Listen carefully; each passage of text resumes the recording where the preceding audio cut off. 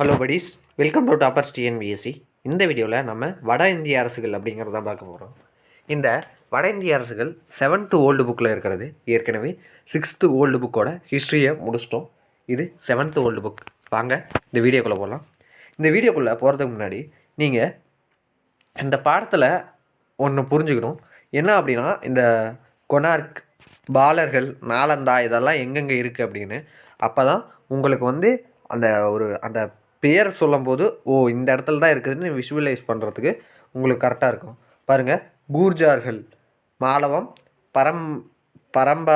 பரமார்கள், பண்டேல்கண்டு, கொனார்க்கு, சாந்தேலர்கள், நாலந்தா, பாலர்கள், பிரதிகாரர்கள், சவுகான், கனோஜ், இந்திரபிரஸ்தம், தோமர்கள், அதெல்லாம் எங்கெங்கே இருக்குது அப்படின்னு தெரிஞ்சுக்கணும். அதுதான் ரொம்ப முக்கியம். ஃபஸ்ட்டு மேப்பை பாருங்கள். மேப்பில் இந்தந்த இடம்லாம் எந்தெந்த பகுதி அப்படின்னு பாருங்கள். முதல்ல டிஸ்ட்ரிக்ட் மேப் பார்க்கணுங்க. அதுக்கப்புறம் ஸ்டேட் மேப்பு. முதல்ல ஸ்டேட் மேப் பார்த்துட்டிங்கன்னா கூட ஸ்டேட் மேப் பார்த்திங்கன்னா தான் இதெல்லாம் தெரியும். டிஸ்ட்ரிக்ட் மேப்புங்கிறது தமிழ்நாடு டிஎன்பிஎஸ்சி ஓரியன்டாக வரதுனால டிஎன்பிஎஸ்சிக்கு என்ன தேவையோ அப்போ மட்டும் பார்த்துக்கலாம். இந்த யூனிட் 9ல் அது கவர் ஆகும். வாங்க இந்த வீடியோக்குள்ளே போகலாம். முதல்ல வட இந்திய அரசுகள் ராசபுத்திரர்களை பற்றி தான் அங்கே கொடுத்துருக்காங்க. உலகில் உள்ள ஒவ்வொரு நாடும் பழமையான நீண்ட வரலாற்றை கொண்டதாக திகழ்கிறது. வரலாற்றினை எளிய முறையில் புரிந்து கொள்வதற்காக வரலாற்று ஆய்வாளர்கள் வரலாற்றை காலத்தின் அடிப்படையில் பண்டைய காலம், இடைக்காலம், நவீன காலம் என பிரித்துள்ளனர். இதன் அடிப்படையில் நமது இந்திய நாட்டின் இடைக்கால வரலாற்றை இனிவரும் பாடங்களில் படிக்க இருக்கின்றோம். நம்ம இதற்கு முன்னாடி மௌரியர்களுக்கு பின் இந்தியா அப்படின்னு சொல்லிட்டு குஷானர்கள், குப்தர்களை பற்றி படித்தோம். இப்போ அதற்கு பின் இடைக்கால வரலாற்றை தான் பார்க்க போகிறோம். கிபி 8ஆம் நூற்றாண்டு முதல் 18ஆம் நூற்றாண்டு வரையிலான காலமே இந்த இடைக்கால எனப்படுகிறது. கிபி 8ஆம் நூற்றாண்டு முதல் 11ஆம் நூற்றாண்டு வரை முந்தைய இடைக்காலம் எனவும், 8லேருந்து 13 வரை முந்தைய இடைக்காலம்னும், 13 to 18 பிந்தைய இடைக்காலம் அப்படின்னு இரண்டாக பிரிக்கிறாங்க. இது மிடிவல் ஹிஸ்ட்ரின்னு இது இங்கிலீஷில் சொல்லுவாங்க. அடுத்ததாக ஃபஸ்ட்டு ராசபுத்திரர்கள் கிபி அவங்களோட காலம்னா கிபி 647 to கிபி 1200 வரை. அர்ஷர், 2ஆம் புலிகேசி ஆகியோரின் ஆட்சியுடன் பண்டைய கால வரலாறு முடிவடைகிறது. ஏன்ஷியன் இந்தியாங்கிறது அர்ஷர் மற்றும் 2ஆம் புலிகேசி ஆகியோர் இருவரால் முடியுது. அர்ஷர் இறப்பு முதல் கிபி 12ஆம் நூற்றாண்டு வரை பல்வேறு ராசபுத்திர வம்சத்தினர் வட இந்தியாவின் வரலாற்றை நியமிச்சிருக்காங்க. இன்ன வரைக்கும் நம்ம தென்னிந்தியாவே வரல, வட இந்தியாவை மட்டும்தான் இவங்க நிர்ணயிச்சிருக்காங்க. அர்ஷரு எங்கள் தென்னிந்தியாவை படையெடுக்கலை. சாளுக்கிய அரசர் யார்? 2ஆம் புலிகேசி அவரோட நின்றுட்டாங்க. ராசபுத்திரர்கள் தோற்றம் பார்த்தோம்னா, ராசபுத்திரர்களின் தோற்றத்தை பற்றி பல அறிஞர்கள் பல்வேறு கருத்துக்களை கூறுகிறார்கள். அவற்றில் குறிப்பிடத்தக்கவை என்னென்னா, ராசபுத்திரர்கள் ராமன்னா சூரியகுலம் அல்லது கிருஷ்ணன் சந்திரகுலம் வழிவந்தவர்கள், அல்லது புனித வேள்வித்தீயிலிருந்து தோன்றிய தலைவன் வழித்தோன்றல் அக்னி குலம் அப்படின்னு சொல்லப்படுது. பண்டைய சத்திரிய குடும்பங்களை சார்ந்தவர்கள், வெளிநாட்டு மரபினை சார்ந்தவர்கள் என்பனவாகும். இந்த மூன்றையுமே பார்த்து வச்சுக்கோங்க. இது ரொம்ப இம்பார்ட்டன்ட் தான். இந்த ராசபுத்திரர்கள் மொத்தம் 36 வகையான ராசபுத்திரர்கள் வட இந்தியாவை ஆட்சி செஞ்சாங்க. அவர்களில் வலிமை பெற்ற ராசபுத்திரர்கள் மட்டும் பார்க்கலாம். அவந்தியை சேர்ந்த பிரதிகாரர்கள் பற்றி அந்த மேப்பில் பார்த்தோம்ல, இன்னொரு தடவை போய் அதை பாருங்கள். வங்காளத்தை ஆட்சி செஞ்ச பாலர்கள், வங்காளத்தை பாலர்கள் ஆட்சி செஞ்சாங்க. அஜ்மீரை ஆட்சி செஞ்ச சவுகான்கள், டெல்லி ஆட்சி செய்த தோமர்கள், கன்னோஜ் பகுதி ஆட்சி செய்த ரத்தோர். அடுத்தது மேவார ஆட்சி செஞ்ச சிசோதியர்கள் அல்லது குகிலருக்கு இன்னொரு பெயர் சிசோதியர்கள்.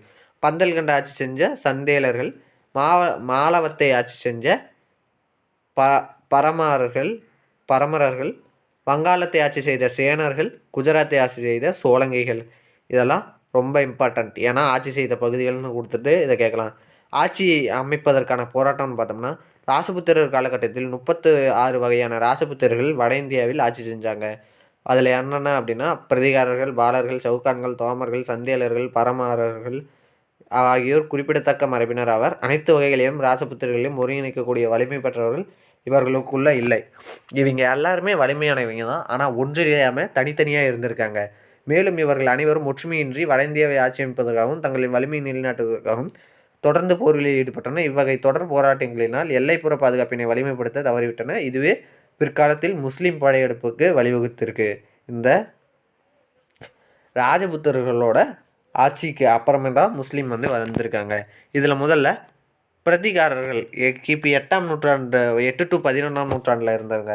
பிரதிகாரர்கள் கூர்ஜர மரபினர். எனவே இவர்கள் கூர்ஜர பிரதிகாரர்கள் என அழைக்கப்படுகின்றன. இவர்கள் இந்தியாவின் வடக்கு மேற்கு பகுதிகளை கிபி 8ஆம் நூற்றாண்டுலேருந்து 11ஆம் நூற்றாண்டு வரை ஆட்சி செஞ்சுருக்காங்க.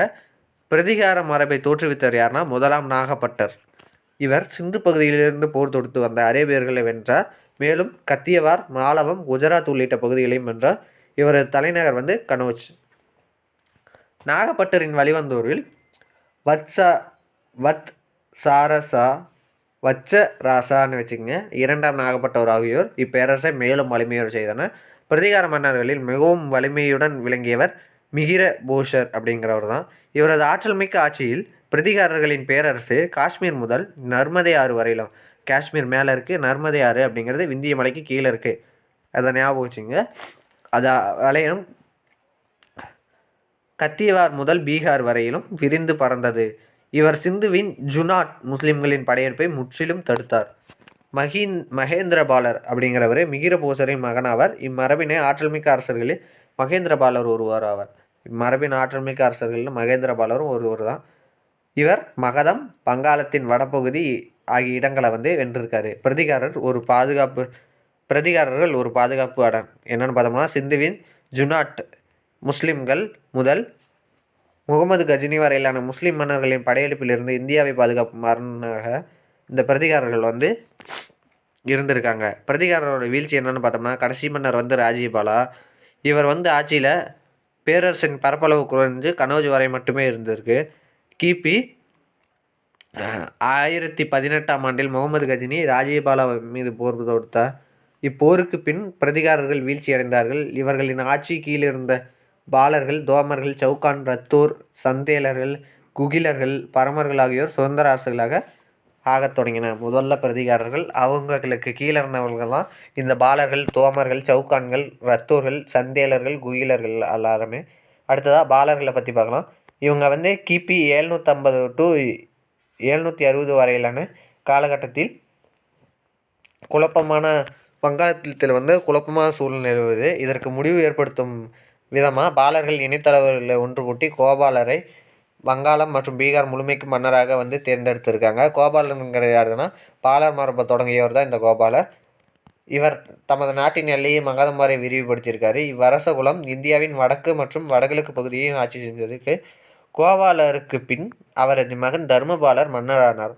இவர் பிரதிகாரர்களை வென்றதோடு கனோஜ், வங்காளம், பீகார் ஆகிய இடங்களை கைப்பற்றி வட இந்தியா முழுவதும் தமது ஆதிக்கத்தின் கீழ் கொண்டு வந்திருக்காரு. இது மட்டும் கிடையாது, பௌத்த மதத்தில் பற்றுமிக்க தர்மபாலர் பல பௌத்த மடங்களை கட்டினார். புகழ்மிக்க விக்ரமசீலா பல்கலைக்கழகத்தை நிறுவியதோடு நாலந்தா பல்கலைக்கழகத்தையும் புதுப்பித்தார். விக்ரமசீலா பல்கலைக்கழகத்தை நிறுவியவர் யார்? தர்மபாலர். நாலந்தா பல்கலைக்கழகத்தை நிறுவியவர் குமாரகுப்தர். இது ரெண்டும் தெரியணும். அடுத்தது தேவபாலர்ங்கிறவர் தர்மபாலரோட மகன் தான் தேவபாலர். முதல்ல கோபாலர், அடுத்தது தர்மபாலர், மூன்றாவது தேவபாலர்.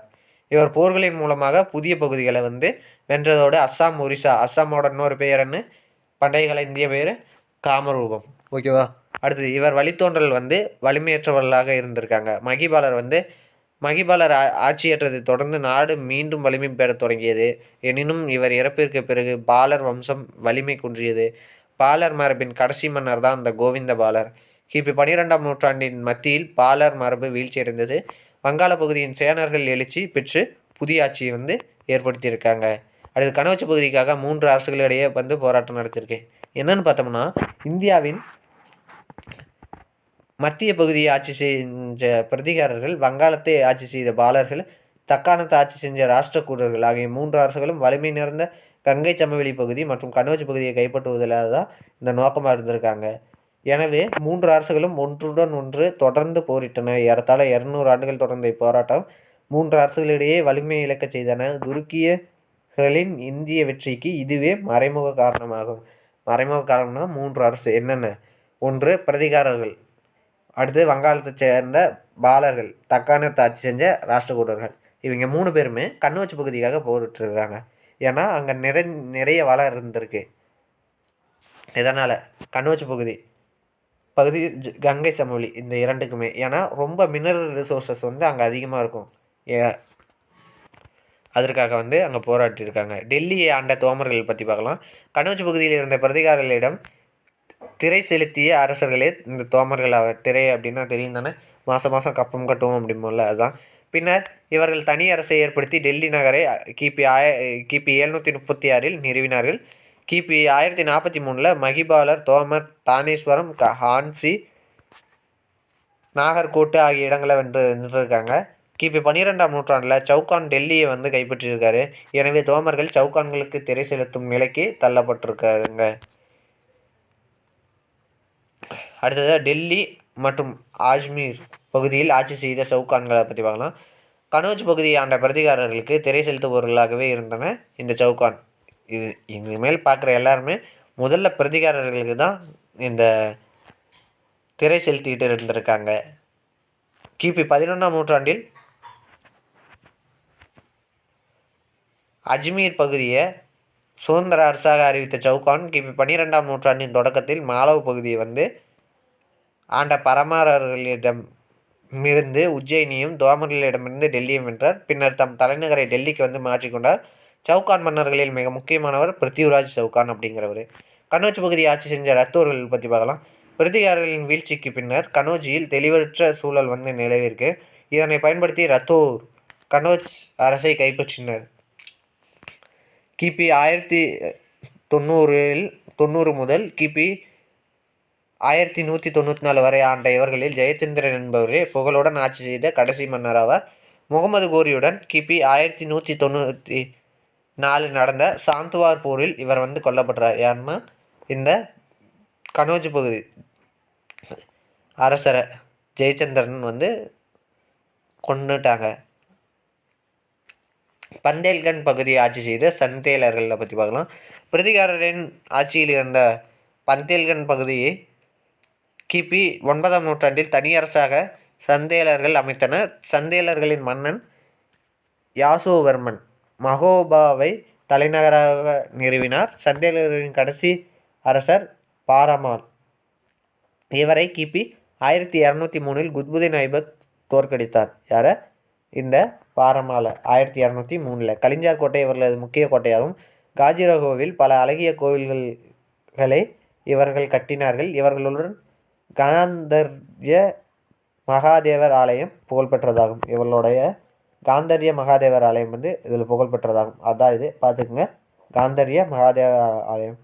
மேவாரை ஆட்சி செய்த குகிலர்கள் அல்லது சிசோதியர்களை பற்றி பார்க்கலாம். சித்தூரை தலைநகராக கொண்டு ஆட்சி செய்த சிசோதிய மரபினை தொடங்கியவர் தான் பாபா ரவல். இவர் வழிவந்த ராணா ரத்தன் சிங்கை கிபி 1307 அலாவுதீன் கில்ஜி போரிட்டு தோற்கடித்தார். இதனை அறிந்த ராணா ரத்தன் சிங்கின் மனைவி ராணி பத்மினி ஜவஹர் முறையில் வழக்கத்தின்படி தீயில் குதித்து இறந்தார். முகலாயர் காலத்தில் ராணா சங்கா, மகாராணா பிரதாப் ஆகியோர் முகலாயர்களை எதிர்த்து வலிமையுடன் போர் புரிந்தார்கள் என்பது குறிப்பிடத்தக்கவையாகும். இதை எடுத்து ஒரு படமே வந்திருக்கு, அலாவுதீன் கில்ஜி இந்த ராணா ரத்தன் சிங் இவங்களை பற்றி பத்மாவதி அப்படின்னு ஒரு மூவியே வந்திருக்கு, அதை பாருங்கள். மாலவம் பகுதியை ஆண்ட பரமாரர்களை பற்றி பார்க்கலாம். பிரதிகாரத்தின் ஆள்கைக்கு உட்பட்ட அரசுகளாக இருந்த பரமாரர்கள் கிபி 10ஆம் நூற்றாண்டில் தம்மை சுதந்திர அரசாக அறிவித்து கொண்டனர். இவர்கள் தலைநகரமாக தாரா வந்து விளங்கியது. ராஜா போஜ் என்பவர் இம்மரபின் புகழ் மிக்க மன்னவர் ஆவார். இவர் போபால் நகரின் அருகில் அழகிய ஏரி ஒன்றை அமைத்தார். தாராவில் சமஸ்கிருத கல்லூரி ஒன்றை நிறுவினார். அலாவுதீன் கில்ஜி படையெடுப்பால் பரமாரர்களின் ஆட்சி வீழ்ச்சி அடைஞ்சது அப்படின்னு சொல்லலாம். இந்த ராஜபுத்திர அரசுகளோட சிறப்பம்சம், சமயம், அப்புறம் அரசு நிர்வாகம், ராஜபுத்திரர்களோட பங்களிப்பு, மொழி இலக்கியம், இதை பற்றி அடுத்த வீடியோவில் பார்க்கலாம். இந்த வீடியோ பிடிச்சிருந்தா லைக் பண்ணுங்கள், ஷேர் பண்ணுங்கள், சப்ஸ்கிரைப் பண்ணுங்கள். நன்றி.